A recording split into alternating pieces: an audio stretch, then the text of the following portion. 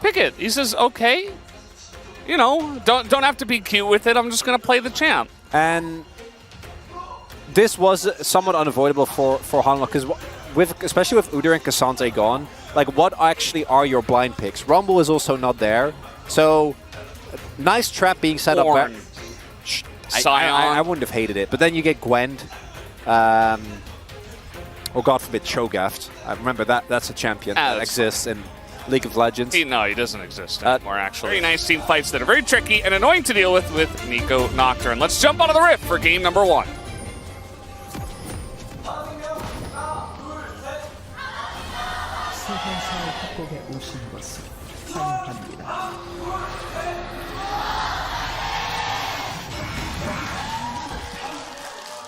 Here we go.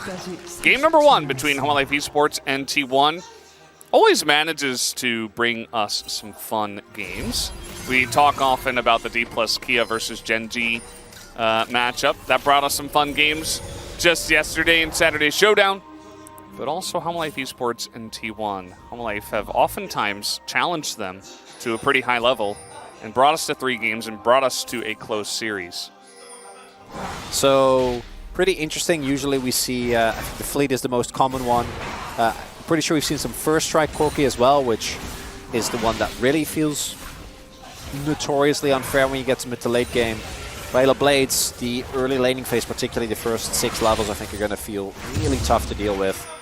As we only see, I think it's, 2 Void Grubs being taken. Void Gentlemen. Benefit of that, obviously the first one you're always going to get. As I figured Summer's River more of a... No. more of a trout. There's also salmon in there. Ah, okay. Yeah, it's kind of weird. Peanuts here. This is a Ocean Drake first, which is quite nice, and would help T1 put on even more pressure in the lanes.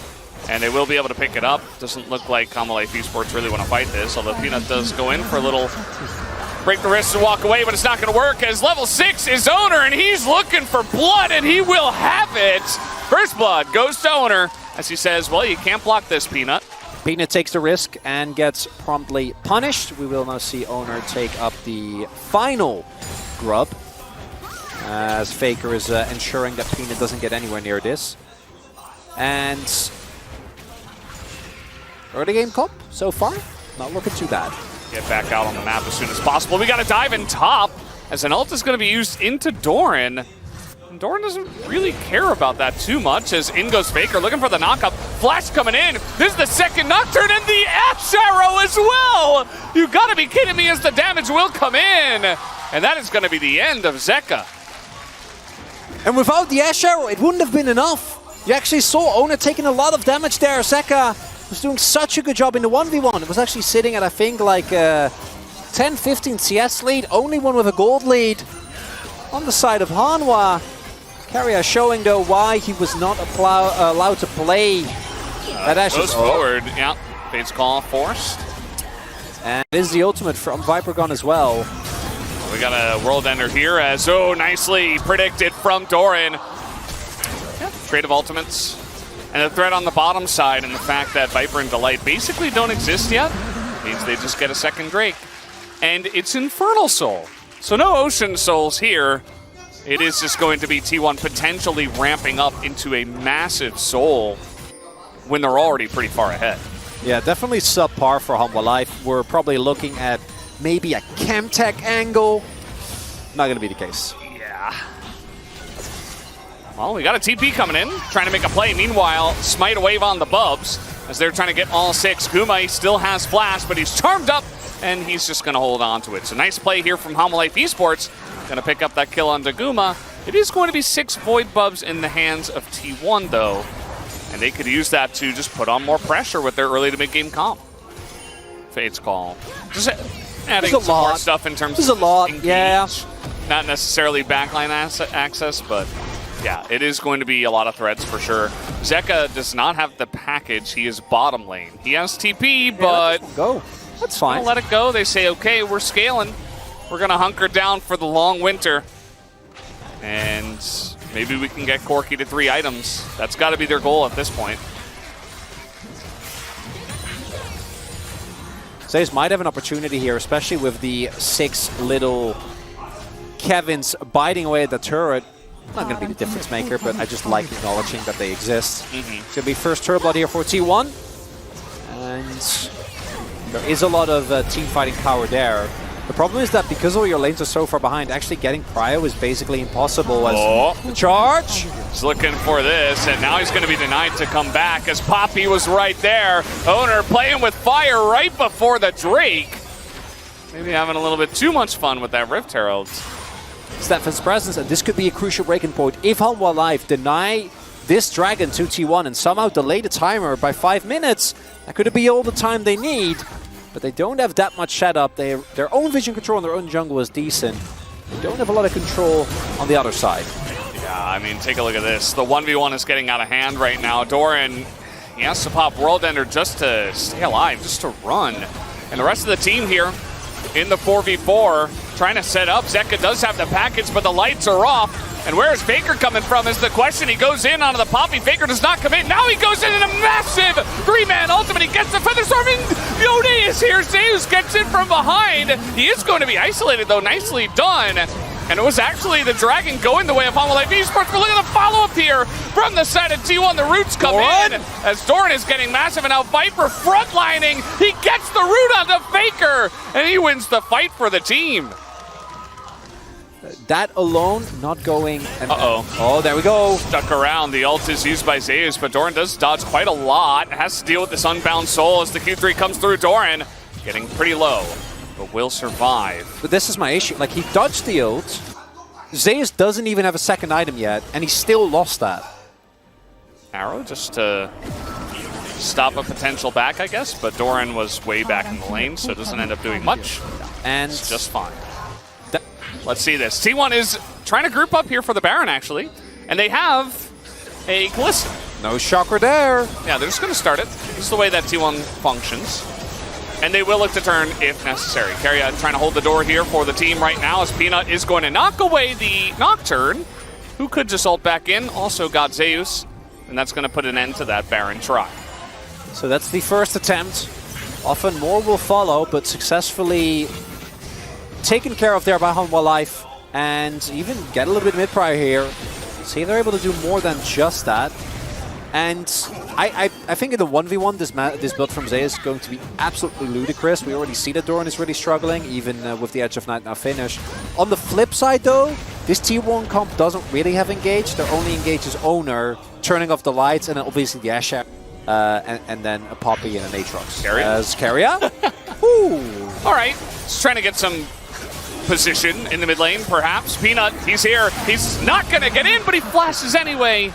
And he puts that flash on cooldown. At least Atlas is happy, but everybody else on the side of Hanwha Live Esports is not. T1 going to take down that Dragon extremely fast. Wait, was Faker a Callista Ghost? That was a Callista Ghost, yeah. I didn't even know you could do that. And now Hanwha Live Esports, they're going to start the Baron. They have package. They have package. They say, okay, you used a bunch. Here comes a very interesting Ghost who is looking for the angle. Look at him there. Let's see if he gets on in. They got to pull the trigger on this one, and Faker is looking for it. A 5-man ultimate! You've got to be kidding me! As they get on top of Zeka. The follow-up is huge! From the Xayah, they go a little bit too ham, and now Guma trying to hop away. That is going to be the end of that fight as T1, they take the lifeboat out of there as fast as they possibly can. And Viper goes untouched again. Oh, Keria might be in trouble here. It's just going to walk past. The tension. Real ghosts or not, it's real. And nobody's gonna pop out of that bush. No one is that crazy, right? A big threat. Because if Viper ever doesn't have his ultimate, or is like a second too late, or Zeus clips him with an ultimate and Viper dies, that could very well be the end of it. But Viper hasn't done any dying in this game yet. I don't know if he's going to start anytime soon. Is Zeka? Zeka just runs at Yone. What is that? Yeah, that's... Zeus just says thank you very much. That was very scrumptious. You're not a Kali, man. You can't do that. That's a fat Yone. You're the big carry. You can't die. Well, they needed him, and now T1 are like, oh, we can take a free Baron. Okay. And that is going to get this teleport out of Doran. Can they actually get in here a little bit later from Faker, but he has Death Cap. Okay. He's ready for the engage if they want to go for the turn. Peanut looking for the knockback, looking for the bonk. He doesn't see anything as in goes Zeus, and he dies immediately as well. Owner getting into the backline just gets blown up as they do take out Doran, but this is potentially a win for Alma Life Esports. They stop the Baron, and now TP's coming in. Viper, he has to go into that Feather Storm. Not much of a follow-up here on a Peanut. As Zeka, he wants to hit some rockets, but T1 is already running away. Ooh, still a win for Hanwha though. They were able to deny the Baron attempt, even with Zeka making a very questionable play. Colossal error, which leads to this situation. This cancel from Doran, absolutely huge. Faker tries to go in for the play, but he's not allowed to pass thanks to this Aatrox. We gotta look at live. I mean, this is Delight's trying to make a play here. They're trying to get on top of Faker, and he is going to be isolated now. Trying to frontline for the team. It's not going to work. There's a lot of sticks in this Dragon. Can they actually get it down, though, is the question. As Zeus is going 1v4 in the backline, he takes out Saya, and they get the Infernal Toss. It's going 1v4, and they have to flash away from this one. Doran was not in the fight at all. He didn't have TP. And the TP advantage is going to be what turns this game on its head, as T1 will take out Delight as well. And Hanwha Life were able to keep up. It almost looked like that was the moment where they finally turn it around, but instead T1 holds strong. Yes, Faker goes down, and they say, who cares? We have enough damage on the rest of our team. Even if they didn't win that fight and they didn't get the soul, just the Baron alone could have been a difference maker, but instead they get Infernal Soul. But in Doran's and Peanut's defense, I actually think they've been playing well. I don't think they're the problem. There is, however, another problem. Zeus maybe a little bit too ham, but he is Yone, so he just gets to do whatever he wants. This is the way the champ works. Doran here with the Edge of Night, looking for an angle now that they did push back Zeus. But T1 playing a pretty still balanced. No Eclipse either. He but just got I don't even know if it's going to matter. He just got it. He just got it. The kiting is coming in. The Feather's gonna root down Keria. And now, let's see if Zeka can hit some rockets. Yep. That's one of them. Okay. And Keria says, I am going to leave now. But it's too late. Even us, Corky enjoyers, gotta admit that if the turrets already start falling, more like a Corky respecter, okay? I don't exactly enjoy this gameplay. I was being sarcastic, fellas. Don't you worry. Okay, nice. Also, if he got within range of Zeus as well, he was also dead. So the one thing you need to make sure now of ST1 is do not flip Elder. Everything else is fine. You can just have Zeus put in the side lane and bait them in and let that be the end of it. You do actually have a lot of control around the pit, so I think your re-engages should definitely be a possibility. The minimap is not liking something Faker going on, being a little spooky ghost. Yeah, yeah. Anyway, it's just really funny. How Life Esports? Yeah, don't start it. They're just not gonna flip, and they can poke really well as well. Not as well as Corky, but decently well. So now it's going to come through, and How Life Esports say, okay, we're calling your bluff. Let's see if you can do it. Let's see if you can get on in here. They're going to get on top of Zeka again. He's dead. And that's the end of the Corky. That ultimate, that was very unfortunate, and this goes the way. Wait. Okay, Viper. Do they get it? Viper, he's frontlining. He might be able to just carry this fight. No, he goes down. And now it's up to Doran. Can he do it with the Elder Dragon? Is the only question. As Zeus and Guma, I don't think even the Elder Dragon's going to help them at this point. The TP comes in from Faker, and we have the results of our first game. It looks like Faker trying to push in. Peanut is still alive, and he's doing the Wolves. Perhaps for some help. We'll see if Peanut makes it back to his base, but the Nexus, that one is going to go down. And what a first game here. Viper trying to say, we're not going home, but unfortunately in this first game. I was about to say. So this is one of the things we haven't really seen being picked in the Milio that much, are things like Blitzcrank, things like Pyke, that have a way of getting on top and taking him down. Now, Varus Pyke is as volatile as a matchup as there is, because it involves Pyke. It's pretty self-explanatory. Pike really stands or falls by how much you get to do early on. T1 do have more frontline than they did last time around, though. This time Owner actually, especially with the threat of that ball from Faker, really strong combo there. A lot of team fighting power for T1. On the flip side, though, Hanwha Life's comp, if you get to mid-game... Esports can challenge them here in game number 2.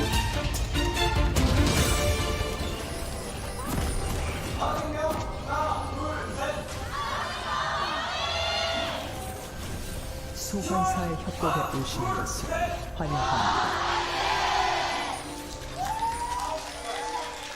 Here we go. Game number 2. T1 looking for a quick 2-0 to move up in the standings. Hanwha Life Esports, they got to come back in this game if they want to try to force a game 3. I would love a game 3. I think that even though game number 1 had some individual underperformances, there were a lot of really high-stakes moments. Hanwha Life actually did a really good job, I think, of keeping the game close up until the very end. Let's not forget, if Viper is able to just have like an extra second there, doesn't get focused down immediately. Good, these 80 carries are at spacing. And we can see here as well, Guma! We're just brawling. Guma taking it to Viper and losing, and Viper just stands up to them. This hook, flash forward, it's not going to work out. This Keria trying to turn the tides here. Flash. Oh, the dodge was excellent by Zeus as he goes unbound. What is a Corki going to come over and like kill Darrell? It's not going to happen at this level. And of course, Orianna can also push in. So Owner just gets to do whatever he wants. And what he wants to do right now is take down these Void Bubs. And Rel actually one of the best at clearing these out for the reason we're about to witness in just a second. Ooh, I wonder if he's going to like keep all of them low, and then with one Q... missed the third one there, but you can basically kill all of them. Still had a smite, so yeah. Nicely set up. There's Keria. Keria looking for it, hops forward, is going to miss the hook. Keria not hitting a single hook just yet, not that I've seen. The ult comes forward, and level 5 Doran gets out scot-free. It's mostly a mid-game, I think, where we saw a lot of pressure. Ult coming in, all out. Is in some trouble as he is unbound, but now Doran not going to hit the knock-up. The timing is not there, and he doesn't get the kill just yet. Finally gets in, but he goes down. Zeus gets himself into a rough spot. At least is able to trade it back, but Doran picks up the first blood. And Doran ends up going down anyway. Zeus not getting caught there. Oh, hook finally came in. Forces that flash. Level 6 here for the side of the T1 bot lane. In goes Viper. He's doing a punch to doesn't Guma. Even have 6. He doesn't even have 6. Doesn't need it. He's got red-white. And that was enough to push them back. Only, I mean, Keria just ignited on the play. Actually, the summoner advantage is T1's after all of that. Plus, they got the dragon in the enemy jungle. Here's Owner, actually. So the jungler who's up here and maybe makes a difference might be the T1 jungler. Doran is alone. He is going to hop past them, but the stun comes through, and that should be enough even against Cassante. And now that's Zeus picking up 2 kills. It's just, is it the same game? It kind of is. It's not exactly, because obviously the... Oh, Peanut! Trying to get in here is Peanut. He's not in range, and guess who is? Finally does get in range, but Keria comes in, picks up the kill, and Faker's going to survive. And now Peanut's in a whole host of trouble as well. Tries to flash in front of the Q, not going to quite time it correctly, and Peanut does get out with his life. Can't imagine he actually wants to use it offensively here. But if you don't use the package, it's also kind of a waste. Ideally, want to try and at least get some value out of it. Maybe towards a Rift Herald comes to mind, because this second Drake also going to T1, and T1, everything's going according to plan. But for me, the big difference between this game and last is that, again, I really like Hanwha's comp, but I do think T1 have a lot more power when it comes to mid to late, even if they don't snowball, which they are. There's not as much pressure in the early and mid game. No, there's no Ashe, you know, no. Do gotta say though, Hanwha Life looked similar to this in last game, and then when the team fighting started, that's where we really started to see, which is pretty funny given that a large part of this team was of course Gen G. Faker's just gonna take the turret by himself. Yeah, on the next wave it is gone. That's gonna be first turret bot going over to this Orianna. And they can do to stop him. Teleport comes in. But that's not enough, and Owner is there, and the turret is gone! He almost missed his TP as well. Like, if Faker really stepped up and tried to put... There's just a lot of different factors coming together. It's 4K gold. For this question. Feldas. And that Hail Mary team fight, the team fighting prowess I was talking about, it's got to come soon. Kraken Slayer's done for Viper. Maybe Delight with this Milio can get something going. Faker is pretty much invulnerable at this point. He has the arm guard, and I love that defensive item choice into the enemy comp. Especially, you know that Viper's going to be doing a lot of damage, but also more importantly, it's like... And another objective going to get started up here. Uh-oh. Peanut's in the enemy jungle for some reason, and he might just be dead. There is a Cassante nearby, but it doesn't matter, as Keria is going to take him out, but he does go down at least, and it ends up mattering, I suppose, for Doran, who will pick up the kill. Gold positive trade is... Uh-oh, this won't be. Maybe? Yeah, what's going on here? Just looking for a free Viper, I suppose, and it doesn't matter how many Milio ultimates and abilities you use, he's still going to die. Yeah, so... And this shit's not too bad. It's fine. Fortunately, this part is kind of rough. Viper, I think he thought that he was just on the edge. Did have his flash available. If he flashes the shockwave, probably lives, but not actually able to walk out of it. Does end up going down, and yeah, it's a bit dire for Alma Life Esports. I think that they'll be happy that it's not Infernal Soul this time, but yeah, it might not matter because the lead is much wider this game as well, and it does feel a bit more suffocating. Your Corki seemingly even more far behind. Started so early as well, right? Zay is just going in 1v2. So they're gonna try to do the dragon. Peanut, you are this not is a single ocean dragon. Hey, maybe this is the Hail Mary. Yeah, I mean they have the package. Look at Viper's guns. They have the package as well. Okay. They say, okay, this is where we're gonna try to have to get a fight going. Maybe we can pick someone off. Keria does take some damage. And now, I mean, as T1, you don't have to fight this, but if they do look for an angle, they could go for it. Owner just looking for the combo. There it is. That's the kill. And there's the stasis. And Faker lives, and down goes Peanut. And now Viper's in the front line. He's taking so much damage. And down he will go as well. Zay is super low, but just flashes away. This is a total wipe in favor of T1 as they take down 3 members of Alma Life Esports and the Drake. And this was happening the whole time. Yeah, I think Baron's gone as well. Somehow, even though the kill scores look better, this game is much more doomed, Feldas. Didn't even need Pike Gold in that one.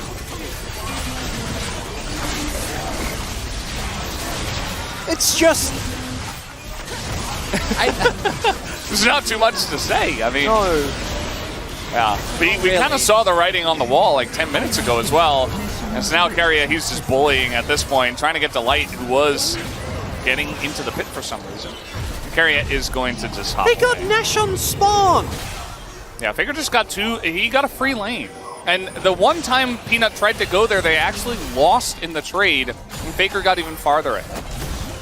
Yeah.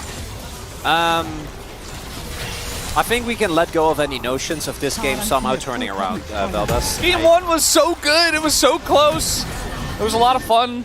Crazy Yone moments, and now this game happened. Game 1, like, I actually think that obviously Delight and Viper were the highlights, but Doran and Peanut still had good games. Yeah. But this one is a classic, like, every lane is kind of losing in some sort of way. Even the jungle. All right.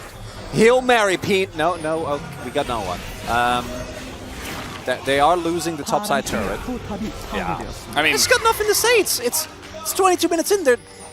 I think this zoom out is perfect. It's 11k gold! I think Jodo Strong was like, you know what? There's nothing I can focus on right now. Nobody's going to make a play. They're going to go in on a Faker. They saw him use his stasis, and they got him. And that's a kill, and now we got the flank coming in from Doran. This is going to be pretty nice. A couple of kills. His owner just sends it. Might as well, I guess. He's not going to take out Peanut, though, and that's going to be a couple of kills here in the hands of Alma Life Esports. Down to 9k. That's... You got to start somewhere. I think Viper for the 4th year in a row. Actually, 3rd year, I guess. Probably will be, yeah. Probably will be. As Keria behind enemy lines. Yeah, looking for the back line, but there's a TP coming in. Zeka has the package here. So they really have to respect that to T1. Come on, Hanwha. In fact, they might just back off of this one. But let's see. That's the free. Trying to get in. The hook is on Azeka, but the package is pretty good. Owner isolated, but he's just so tanky. He gets into the front line with the package help. And Carrier gets super low, but I don't think they care about that at all, as the damage from Viper is non-existent. He's totally zoned away, and that will be another T1 victory in this team fight. Oh, poor Viper. Yeah, you're dead. Guma gonna take that one? Yeah. And that might just be it. They're just gonna push the bottom lane. 4 people are down here for Hummel AF Esports. Not very long on the death timers, though. I don't know if you saw, Viper was laughing like very loudly. And like, what do you do after a game like this? Yeah. He just got clapped. There's not that much more to say. The bot lane lost, the jungle lost, the mid lane lost, and the top lane lost. Unlike last game where there was a very easy person to blame, this one, it's just the team that failed us. Yeah. It just ends up being that way. Doran is trying to buy some time here. He's doing a good job. I think they will get Doran, but they're not going to get the space. As Peanut's thinking about it, no stasis available, but the heal, nope, not quite enough as Zeus. Now he wants to go 1v5. He's having a bunch of fun. As maybe the damage here from Viper could be enough. Did they go too far? As Peanut's in this back line, not able to lock down Guma. As the damage comes in, and Carrion nearly able to double it up, but not quite. As that will be another kill, just fed over to Viper. Signs of life! Let's go! Guma's just free hitting, as is Faker from the other end. And this fight is very over very quickly. But, hear me out. That's Ocean Drake, now going over to Humba. Okay, that's Bounty Gold. They don't have vision. Wait, is it Bounty Gold? That's Bounty Gold. Fellas, it is, yeah. No, Guma, no. No! Come on! Well, that was pretty elementary from Owner. Just over the wall, doesn't even cast anything, just smites it. As now, Zeus, okay, that shockwave was massive, and now Zeus finds the angle, picks up 2, and he's looking for a third. Doran will be gifted over to Guma, as now Carrier just following Delight around the map. Look at the base! The minions got mid in him! Guys, look at these guys. He's having fun. Oh, man. Oh, Carrier had to do him dirty. I thought he would, take him for a little walk. Delight's got a big smile on his face. This game is over, guys. As they are looking for Peanut.